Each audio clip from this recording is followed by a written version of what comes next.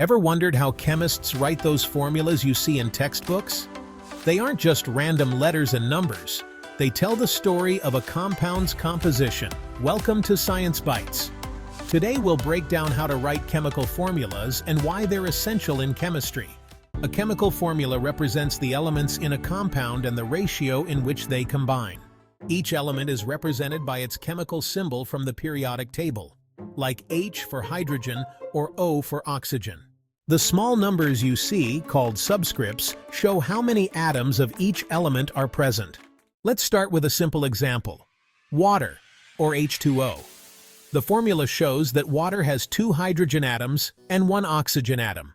Now look at carbon dioxide, or CO2. It has 1 carbon atom and 2 oxygen atoms. The numbers, or subscripts, give you the exact count of each atom in the compound. For ionic compounds, the formula represents the ratio of positive and negative ions. For example, in sodium chloride, or NaCl, sodium donates 1 electron, and chlorine accepts it, creating a 1-to-1 ratio.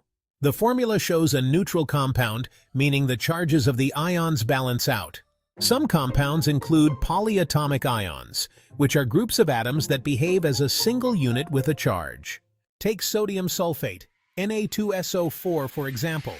The formula tells you there are 2 sodium ions for every sulfate ion, and the compound is balanced in charge. So whether you're writing the formula for something as simple as water or as complex as ammonium nitrate, NH4NO3, the key is understanding how elements combine and balance.